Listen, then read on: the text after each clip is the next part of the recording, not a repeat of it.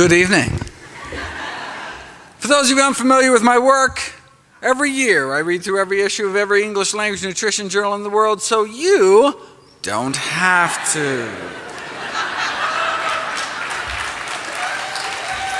Every year, my talks are brand new because every year the science is brand new. I then compile the most interesting, most groundbreaking, most practical findings to new videos and articles I upload every day to my nonprofit site, nutritionfacts.org.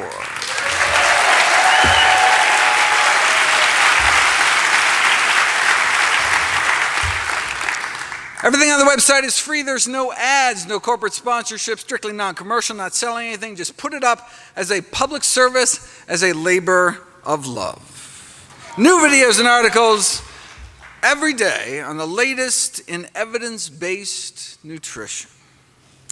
In my 2012 review, I explored the role diet may play in preventing, treating, and reversing our deadliest diseases. In 2013, I covered the most common conditions. In 2014, I went through our leading causes of disability. This year, I'd like to address some of our most dreaded diseases, and cancer tops the list in the latest Gallup poll. The number one cancer killer in the United States of both men and women is lung cancer. But if you look at the rates of lung cancer around the world, they vary by a factor of 10. If there's nothing we could do to prevent lung cancer, you'd assume the rates would be about the same everywhere. I mean, if it just happened kind of randomly. But since there's a huge variation in rates, you assume there's some contributing cause, and indeed we now know that smoking is responsible for 90% of lung cancer cases. So if you don't want to die of the number one cancer killer by just not smoking, you can take 90% of your risk and throw it out the window. Colorectal cancer is our second leading cause of cancer death, and for that there's even bigger spread around the world.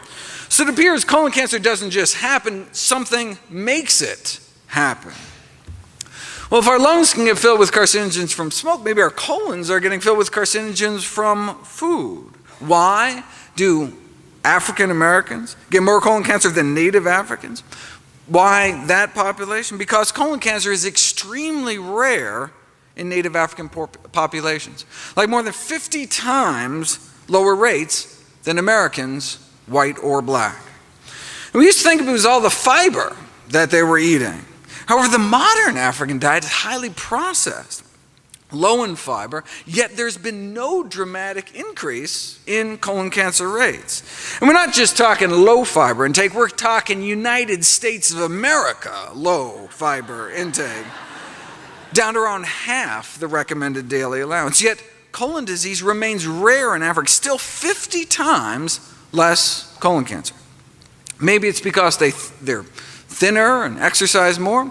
No, they're not, and no, they don't. If anything, their physical activity levels may actually be lower than ours. So if they're sedentary like us, eating mostly refined carbs, few plant foods, little fiber like us, why do they have 50 times less colon cancer? Well, there is one big difference. The diets of both African Americans and Caucasian Americans is rich in meat, whereas the native Africans' diet is so low in meat and saturated fat. They have cholesterol levels averaging 139 compared to over 200 in the US. So yeah, they don't eat a lot of fiber anymore, but they continue to minimize meat and animal fat intake, supporting evidence that perhaps the most powerful determinants of colon cancer risk are the levels of meat and animal fat intake. So why do Americans get more colon cancer than Africans? Maybe the rarity of colon cancer in Africans is associated with their low animal product consumption. But why? Did you ever see that takeoff of the industry slogan, beef, it's what's for dinner? Beef, it's what's rotting in your colon. Right? I remember seeing that on a shirt with some friends, and I was such the party pooper, no pun intended, explaining that no, meat is completely digested in the small intestine, never makes it down to the colon, no fun hanging out with biology geeks. But it turns out I was wrong. Turns out up to 12 grams a day of protein can escape digestion, and when it does, it reaches the colon, it can be turned into toxic substances like ammonia. This degradation of undigested protein in the colon is called putrefaction, right? So a little meat can actually end up putrefying in our colon. The problem is some of the byproducts of this putrefaction process can be toxic. The same thing happens with other animal proteins. If you eat egg whites, for example, some of that can putrefy too. You say, well, what are you saying? There's protein in plants too. The difference is that animal proteins tend to contain more sulfur-containing amino acids like methionine, which is found concentrated in fish and chicken, than eggs, less in dairy and beef, but much less in plant foods, which can be turned into hydrogen sulfide in the colon, the rotten egg gas that doesn't just smell bad, but can produce changes in the colon that increase cancer risk. Now, there's a divergence of opinion as to whether it's the animal fat, cholesterol, or animal protein that's most responsible for the increased cancer risk. But, as all three has been shown to have carcinogenic properties, but, does it really matter since the diet high in one is high in the others? But the protein does more than just putrefy, though. Animal protein consumption causes an increase in blood levels of cancer-promoting growth hormone called IGF-1.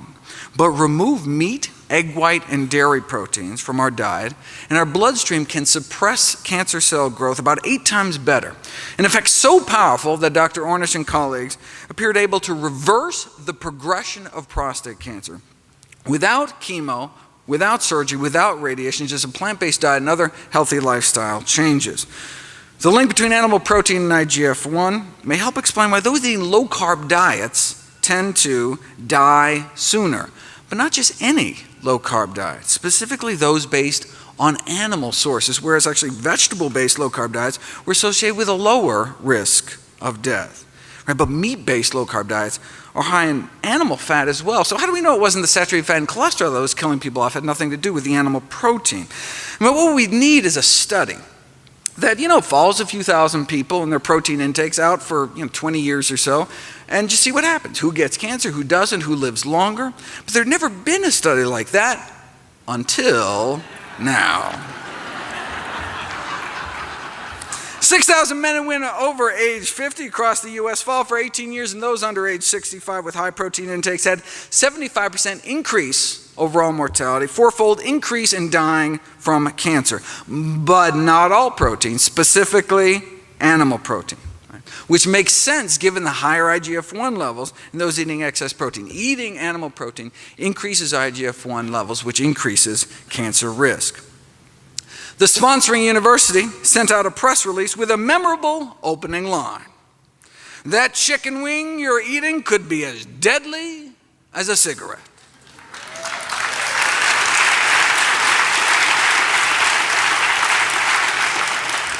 Explaining that eating a diet rich in animal protein during middle age makes you 4 times more likely to die of cancer, a mortality risk factor comparable to smoking. Look, almost everyone's going to have a cancer cell or a precancerous cell in them at some point. The question is, does it progress? And that may depend on what we eat. See, most malignant tumors are covered in IGF-1 receptors, but if we have less IGF-1, the tumor may not progress. And it wasn't just more deaths from cancer. Middle-aged people who eat lots of proteins from animal sources were found to be more susceptible to early death in general. Crucially, the same did not apply to plant proteins like beans. And it wasn't the fat, it was the animal protein that appeared to be the culprit. So what was the response to this revelation that diets high in meat, eggs, and dairy could be as harmful to health as smoking? One nutrition scientist replied that it was wrong and potentially dangerous. Not the discovery that animal protein may be killing people, but the way they were telling people about it. It could damage the effectiveness of important public health messages. A smoker might think, why bother quitting if my cheese and ham sandwich is just as bad for me?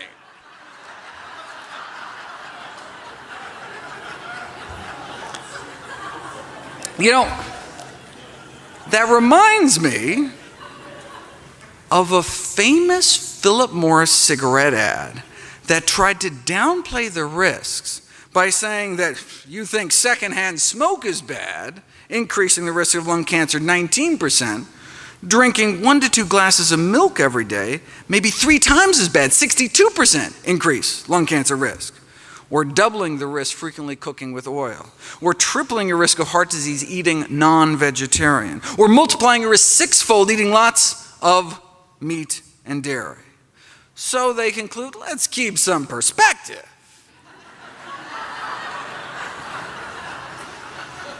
The risk of lung cancer, the risk of secondhand smoke may be well below the risk reported for other everyday activities, so breathe deep, basically. All right?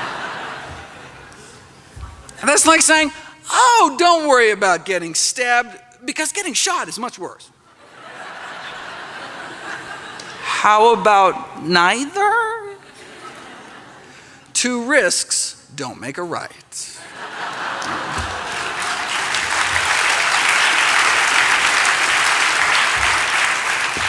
Though you'll note when Philip Morris bought Kraft, they stopped throwing dairy under the bus. So,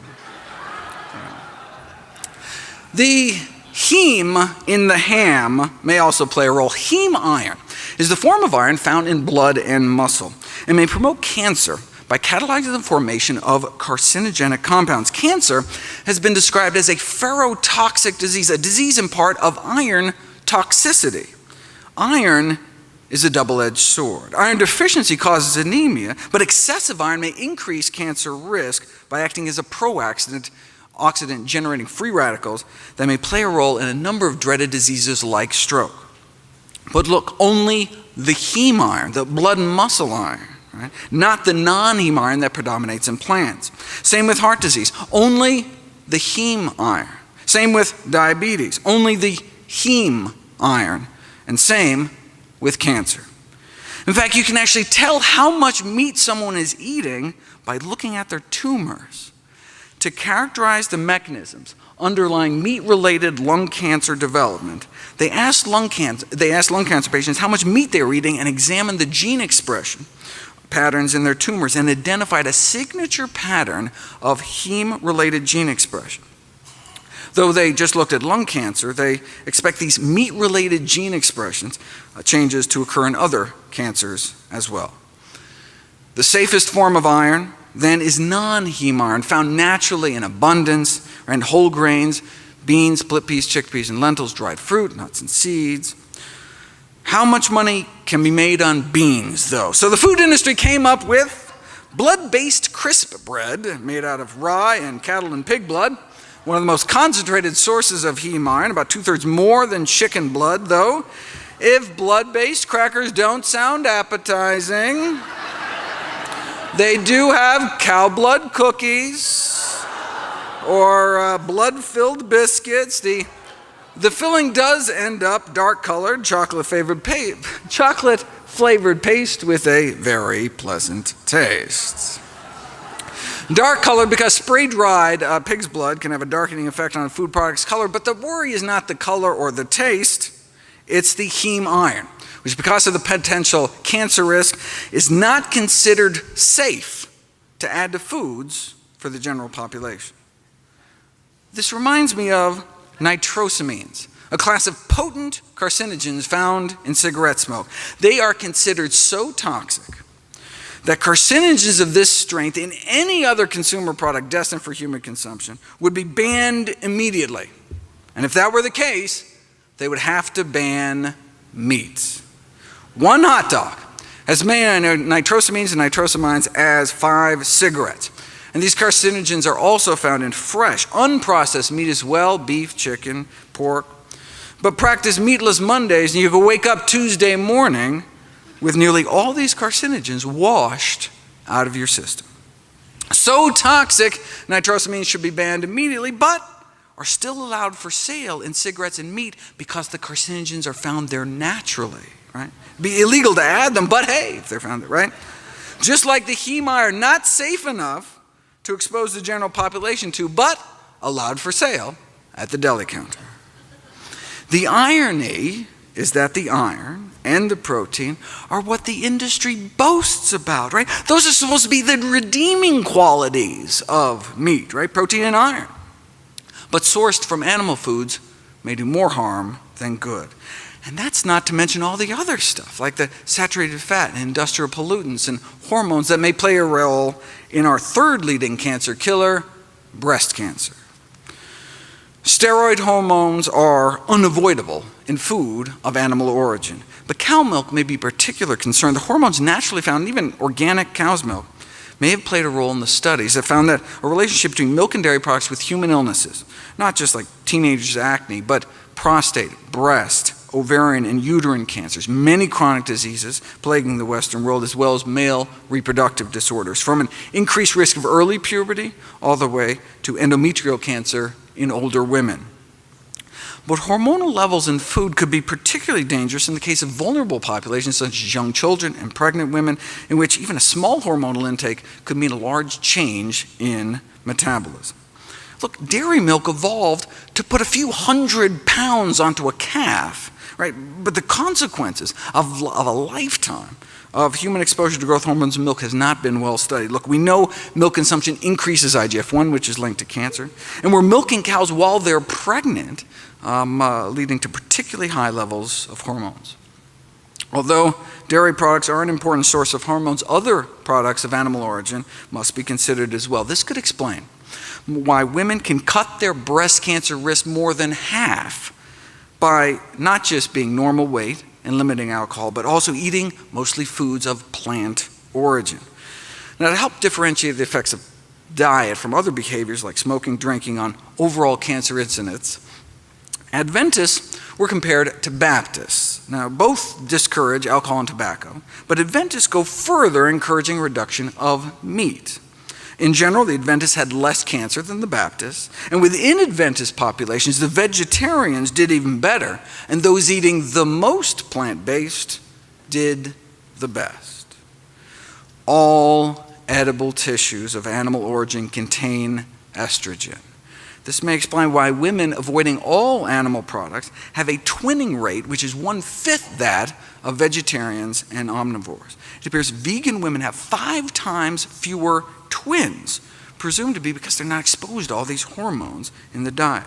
Now, why is that a good thing? Because twin pregnancies can unfortunately be risky pregnancies for both mom and the babies, which may be 10 times more likely to die at birth. To avoid these complications, women attempting conception may want to consider avoiding milk and dairy products. And this isn't even talking about the synthetic hormones that are injected, implanted, and fed into farm animals. In 1979, an epidemic of breast enlargement was noted in Italian children. Poultry or veal was suspected because they were using estrogens to accelerate weight gain. So after this episode, Europe banned the use of anabolic growth promoters in agriculture and banned the importation of American meat ever since, because we continue to inject animals with drugs like Zeranol, sold as Ralgro Magnum. You drip Zeranol-containing blood from implanted cattle into normal breast cells, human breast cells in a petri dish, and you transform them into breast cancer cells within 21 days. Okay, but people aren't petri dishes, because these anabolic growth promoters in meat production are by far the most powerful, potent hormones found in human food. We really should be testing people, especially children, before and after eating meat. Until we do that, we really don't know what kind of threat they pose.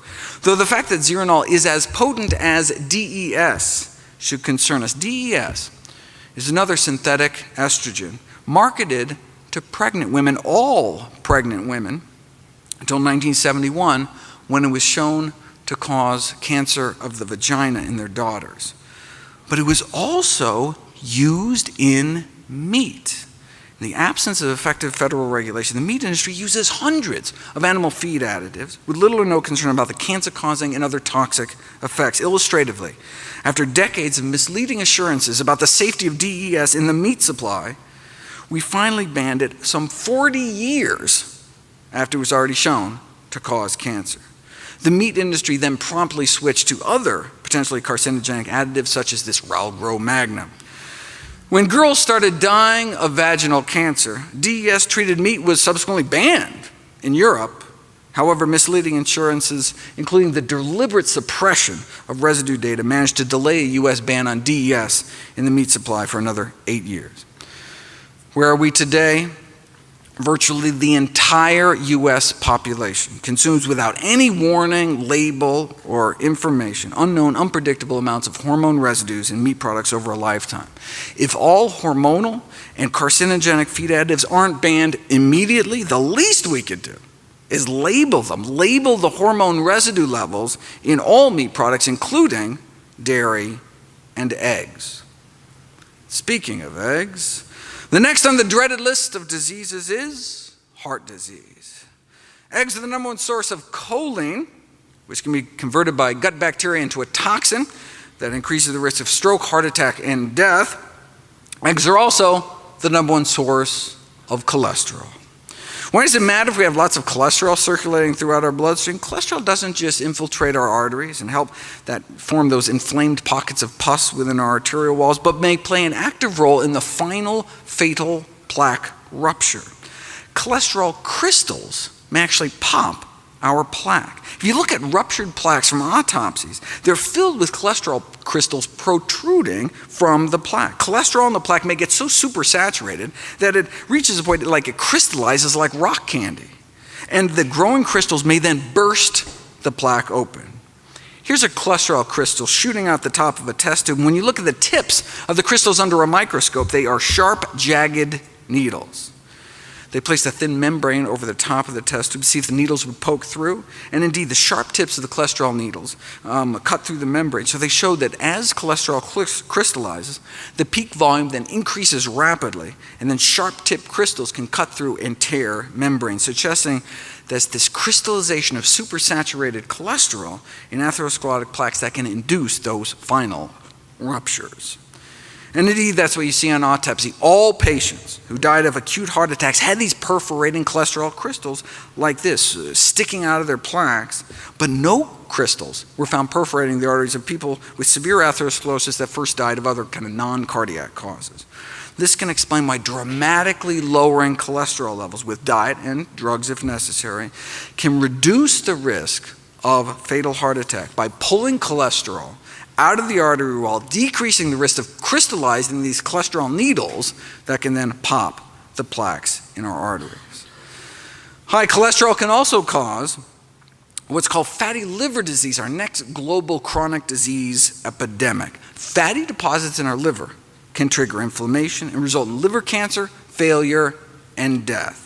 And again, it may be these crystals, cholesterol crystals, triggering the progression of fatty liver into serious hepatitis. We're talking dietary cholesterol, the cholesterol people eat in eggs and other animal products. Strong association between cholesterol intake and hospitalization and death from cirrhosis and liver cancer. And beyond just the crystals, dietary cholesterol may oxidize and directly cause toxic and carcinogenic effects. It was not appreciated until recently that the average cholesterol in the United States, the so-called normal levels, were actually abnormal, accelerating the blockages in our arteries and putting a large fraction of the normal population at risk. Having a normal cholesterol in a society where it's normal to drop dead of a heart attack, not necessarily a good thing.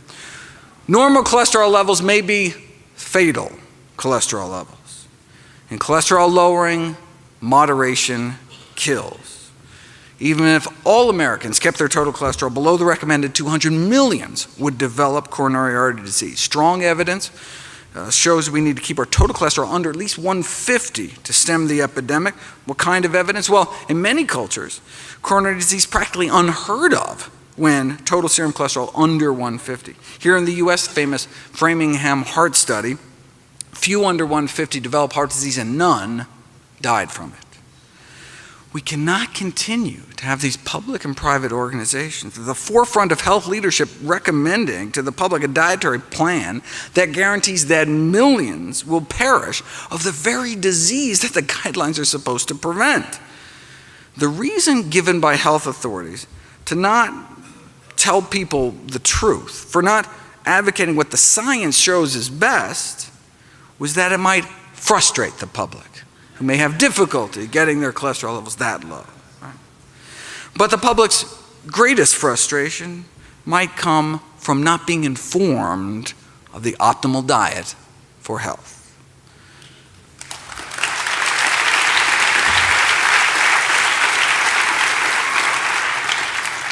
Heart disease can be reversed with a plant-based diet. The evidence justifies igniting a social movement. Let the people lead, and eventually the government will follow.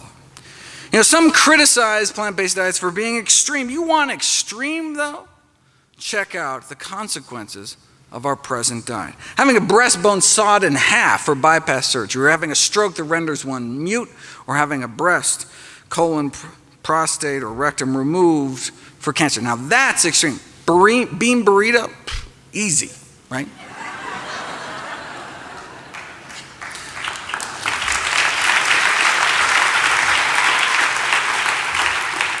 Instead of just bypassing the problem, literally, you can treat the cause. Arrest and reverse heart disease, our number one killer, with a whole food, plant-based diet. Next on the list is arthritis, such as rheumatoid arthritis, chronic inflammatory systemic disorder causing progressive destruction of the joints. As many as 80% become disabled, can cut 18 years off one's lifespan. There are drugs, but unfortunately they're often associated with severe side effects: blood loss, bone loss, immunosuppression, toxicity to liver and eyes. There's got to be a better way. Well, populations that eat more meat do seem to have more rheumatoid arthritis, and there have been some dramatic case reports of rheumatoid arthritis attacks being triggered by consumption of animal products, starting about 6 to 10 hours after ingestion of animal protein, lasting a few days, but they stop when patients stop consuming animal products. The researchers suggest that immune complexes formed by the body attacking animal proteins may promote autoimmune reactions inside the joints themselves. And indeed, those with rheumatoid arthritis have striking elevations in antibodies to foods like fish, pork, egg whites, dairy proteins, and even some cereals. It could also be because of a pro-inflammatory effect of meat fats or free radicals from the iron accumulating in the joints or other mechanisms. But look, case reports, country-by-country analyses can really only raise questions. Right? To prove cause and effect, you need an interventional study to put it to the test. Here we go. 13-month. Long randomized controlled trial, plant-based diets for rheumatoid arthritis. Patients put on a vegan diet for 3.5 months and then switched to an egg-free vegetarian diet for the remainder. Compared to the control group that didn't change their diet, the plant-based group significant improvement in morning stiffness within the first month, cutting the number of hours they suffered from joint stiffness in half, a drop in pain, a drop in disability. They reported subjectively just feeling better, significant improvement in their grip strength, fewer tender joints, fewer tenderness per joint, and less swelling. They also had dramatic drops in inflammatory markers in the blood, SED rate, C-reactive protein, white count, highly significant and clinically relevant findings. What about osteoarthritis, most frequent cause of physical disability among older adults, affecting about 20 million Americans, affecting maybe 20% of Americans in the coming decades, becoming more and more widespread among younger people. You know, osteoarthritis is characterized by loss of cartilage within the joint. And we used to think that it was just kind of wear and tear, but it's now generally accepted it's an active joint disease with an inflammatory component. So if the loss of cartilage is caused by inflammation, maybe if we put people on an anti-inflammatory diet, it could help, like with rheumatoid arthritis. Using optimal nutrition and exercise as a first-line intervention could well be the best medical practice. So where's the best science on what optimal nutrition might look like? The China study is a prime example, showing the serious health consequences. The serious health consequences of high consumption of pro-inflammatory foods, meat, dairy, fat, and junk. and low consumption of anti-inflammatory plant foods, right? Whole grains, vegetables, fruits, beans, split peas, chickpeas, lentils. The unnatural Western diet contributes to this low-grade systemic inflammation, oxidative stress, tissue damage, irritation, placing the immune system in this kind of overactive state, which can be kind of a common denominator for these conditions like arthritis. Next on the list is stroke and high blood pressure. We go together because high blood pressure, #1 risk factor for stroke. The PREDIMED study found that a Mediterranean diet with nuts could cut stroke risk nearly in half, though they were still having strokes, right? Half as many strokes, but it was still a stroke-promoting diet. And heart attack promoting as well. So that's what Dr. Ornish noted when he wrote in, no significant reduction in the rates of heart attack, death from cardiovascular disease, death from any cause, just that stroke benefit. But hey, I mean, that's something. I mean, Mediterranean diet is certainly better than what most people are consuming, but even better, maybe a diet surrounding whole plant food shown to actually reverse heart disease, not contribute to it. That may be true, the authors of the study reported, but the major problem with Ornish's diet is, it just doesn't taste good, so hardly anyone sticks to it.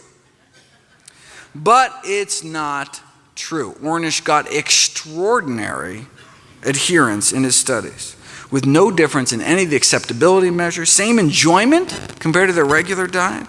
They even had success in barbecue country, rural North Carolina.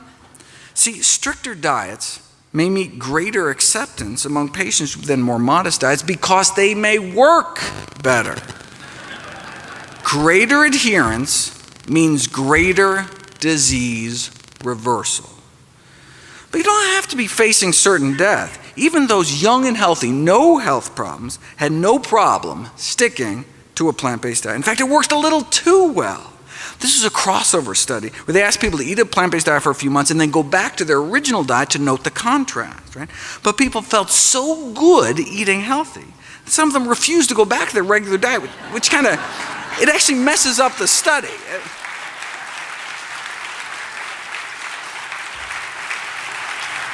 So they were, losing weight with no calorie counting or portion control. They had more energy. Their periods got better digestion, better sleep. And many were like, no way, we're not going back, right? But if doctors just presume people aren't going to eat this way, self-fulfilling prophecy, right? Just like smoking doctors are less likely to tell their patients to stop smoking, and couch potato docs are less likely to counsel exercise or things like fruits and vegetables, we need to role model healthy behavior. This greatly enhances our credibility and effectiveness. Gone are the days of traditional authority when the fat physician, dropping cigarette ash down his gravy-stained vest, could credibly prescribe a change in behavior. One reason why plant-based diets can save so many millions is because the #1 risk factor for death in the world is high blood pressure, laying to waste 9 million people every year. In the United States, killing off more than 1,000 a day, 400,000 Americans dead every year. High blood pressure affects like 78 million Americans. It's 1 in 3 of us, and as we age, our pressures creep higher and higher, such that by age 60, strikes more than half. If it affects most of us when we get older, maybe it's less a disease and more just kind of a natural, inevitable consequence of aging. No. We've known for nearly a century that high blood pressure need not occur. Researchers measured the blood pressure of 1,000 people in rural Kenya who ate a diet centered around whole plant foods, whole grains, beans, vegetables, fruit, dark green leafy vegetables. Now, up until age 40, the blood pressures of the rural Africans about the same as Europeans and Americans, 120s over 80s. But as Westerners age, their pressures creep up, such that by the age 60, the average person is hypertensive, exceeding 140 over 90. What about those eating plant-based? Their pressures improved with age. Not only did they not develop hypertension, their blood pressures actually got better. Now, this whole 140 over 90 thing is arbitrary. Just like studies show that lower the cholesterol, the better. Really no safe level above 150. Blood pressure studies also support this kind of lower the better approach to blood pressure reduction. Even people starting out with blood pressures under 120 over 80 appear to benefit from blood pressure reduction. So the ideal blood pressure, the no benefit from reducing it further blood pressure, is actually 110/70. Is it even possible to get blood pressures down to 110/70? It's not just possible, it's normal for those eating healthy enough diets. Over 2 years at a rural Kenyan hospital, 1,800 patients are admitted. How many cases of high blood pressure did they find? 0. Wow, so they must have had low rates of heart disease. No, they had no rates of heart disease. Not low risk, no risk. Not a single case of arteriosclerosis, our number one killer, was found. Rural China, too. About 110/70 their entire lives. Now, look, Africa, China, vastly different diets, but what they share is the common theme that they're plant-based day to day, with meat only eaten kind of on special occasions. Now, why do we think it's the plant-based nature of their diet that was so protective? Because in the Western world, as the American Heart Association has pointed out, the only folks really getting down that low are the strict vegetarians, coming in at about 110/65. So, does the American Heart Association recommend a strict vegetarian diet? No, they recommend the DASH diet. The DASH diet has been described as a lacto-vegetarian diet, but it's not. It emphasizes fruits and vegetables and low-fat dairy, but just a reduction in meat. Why not vegetarian? I mean, we've known that for decades, food of animal origin highly significantly associated with blood pressure. In fact, you can take vegetarians, pay them enough to eat meat, and you can see their blood pressures go right up. So when the DASH diet was created, were they just not aware of this landmark research done by Harvard's Frank Sachs? No, they were aware. The chair of the design committee that came up with the DASH diet was Frank Sachs. See, the DASH diet was explicitly designed with the number one goal of capturing the blood pressure lowering benefits of the vegetarian diet, yet contain enough animal products to make it palatable to the general public. In fact, Sachs found that the more dairy vegetarians ate, the higher their blood pressures went, but you have to make the diet acceptable. Recent meta-analysis found that vegetarian diets were good, but strictly plant-based diets may be better. Vegetarian diets in general confer protection against cardiovascular disease, some cancers, and death, but completely plant-based diets seem to offer additional protection for obesity, hypertension, type 2 diabetes, and heart disease mortality. Based on a study of 89,000 Californians, those eating meat-free diets appeared to cut the risk of high blood pressure in half, but those eating meat-free, egg-free, and dairy-free diets cut their risk 75%. Now, if, however, you're eating a whole food plant-based diet and still not hitting 110/70, there are a few plants recently found that may offer additional protection. Randomized placebo-controlled study found that a cup of hibiscus tea with each meal significantly lowers blood pressure. In fact, tested head-to-head against a leading blood pressure drug called captopril, 2 cups of hibiscus tea every morning, as effective as the drug. Another randomized placebo-controlled trial found a few tablespoons of ground flax seeds a day induced one of the most potent antihypertensive effects ever achieved in a dietary intervention, 2 to 3 times more powerful than instituting an endurance exercise program. There's no reason you can't do both. Red wine may help, but only if the alcohol has been taken out. Sorry. Raw vegetables or cooked, and the answer is both, though raw may actually work better. Kiwi fruit didn't seem to work at all, even though the study was actually published by a kiwi fruit company. Maybe they should have taken direction from the California Raisin Marketing Board. It came out with this study showing that raisins can reduce blood pressure, but only apparently compared to fudge cookie, Cheez-Its, and Chips Ahoy. They know like the big pharma trick of choosing the right control group. Next on the dreaded list is diabetes and vision loss, which go together since diabetes is the leading cause of preventable middle-aged blindness.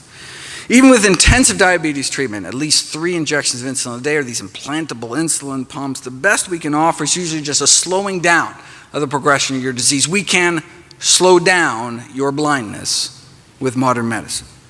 But a half-century ago, Kempner at Duke proved you could reverse it with an ultra-strict plant-based diet, mostly rice and fruit. 44 consecutive patients with diabetic retinopathy, 30% of their cases, their eyes improved from like this to that. That's not supposed to happen. Diabetic retinopathy was considered a sign of irreversible damage. What does this mean in real life? Unable to even read headlines to normal vision. How do we treat diabetic retinopathy these days? With steroids and other drugs injected straight into the eyeball. And if that doesn't work, there's always pan-retinal laser photocoagulation, in which laser burns are placed over nearly the entire retina. Surgeons literally burn out the back of your eyeball. Now, why would they do that? Well, one theory is about if you kill off most of the retina, the little remaining piece you have will get more of the blood flow. Now, when I see this, along with Kempner's work, I can't help but feeling like history's been reversed. Like, yeah, can you believe 50 years ago we had that barbaric burn out your socket surgery, but now, thankfully, we know that through dietary interventions alone, we can sometimes reverse the blindness, right? But instead of learning, medicine seems to have forgotten. The most efficient way to avoid diabetic complications is to simply eliminate the diabetes in the first place. Which is often feasible with a healthy enough diet. Plant-based diet beat out the conventional American Diabetes Association diet in a head-to-head randomized controlled clinical trial without restricting portions, no calorie or carb counting. A review of all such studies found that those following plant-based diets experience better improvements compared to those diets that include animal products. But this is nothing new. The successful treatment of type 2 diabetes with a plant-based diet was demonstrated back in the 1930s, showing that a diet centered around vegetables, fruits, whole grains, and beans, more effective in controlling diabetes than any other diet. Randomized controlled trial. After 5 years, no big change in the control group, but the plant-based group, insulin needs were cut in half, and a quarter ended up off of insulin altogether. Now, this was a low-calorie diet, though, so maybe their diabetes just got better because they lost weight. To tease that out, what we would need is a study where they switch people to a healthy diet but force them to eat so much food that they'd actually maintain their weight. Then we could see if a plant-based diet had benefits independent of all the weight loss. We'd have to wait another 44 years, but here it is. Subjects were weighed every day, and they started losing weight. They were made to eat more food. In fact, so much food, some of the participants had trouble eating all. But eventually they adapted, and so no significant alterations in body weight despite restricting meat, dairy, eggs, and junk. Okay, so with zero weight loss, did plant-based diets still help? Here's the before and after insulin requirements of the 20 people that put on the diet. So the number of units of insulin they had to inject themselves before and after going plant-based. Overall, insulin requirements were cut about 60%, and half were able to get off insulin altogether, despite no change in weight. Now, how many years did this take? Was it 5 years like the other study? No, 16 days.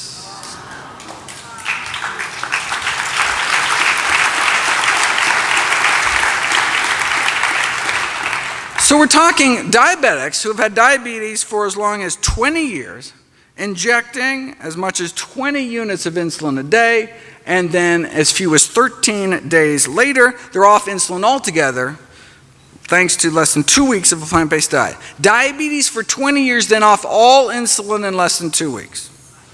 Here's patient 15, 32 units of insulin on the control diet, and then 18 days later on none. Lower blood sugars on 32 units less insulin. That's the power of plants. And as a bonus, their cholesterol dropped like a rock too in 16 days to under 150. Just like moderate changes in diet usually result only in modest reductions in cholesterol, asking patients with diabetes to make moderate changes achieves equally moderate results, which is one possible reason they end up on drugs, injections, or both. Right? Everything in moderation is a truer statement than people realize. Moderate changes in diet can leave one with moderate blindness, moderate kidney failure, moderate amputations, maybe just a few toes. Right? Moderation in all things is not necessarily a good thing. The more we as physicians ask from our patients, the more we are likely to get. The old adage, shoot for the moon, seems to apply, may be more effective than limiting patients to small steps that may sound more manageable but not sufficient to actually stop the disease. The only thing better than reversing diabetes is not get it in the first place. You know, that study that purported to show that diets high in meat, eggs, and dairy could be as harmful to health as smoking supposedly suggested that people under 65 who eat lots of animal protein 4 times as likely to die from cancer or diabetes. But if you look at the actual study, you'll see that's not true. Those eating a lot of animal protein didn't have just 4 times more risk of dying from diabetes. They had 73 times higher risk of dying from diabetes. As one eats more and more plant-based, there appears to be a stepwise drop in the rates of diabetes, down to 78% lower prevalence among those eating strictly plant-based, with protection building incrementally as one moved from eating meat daily to less than daily, right? To just fish, to no meat, to no eggs and dairy either. Similar pattern was found for the leading cause of vision loss among elderly, cataracts, right? This suggests it's not all or nothing. Any steps we can make towards eating healthier may accrue benefit.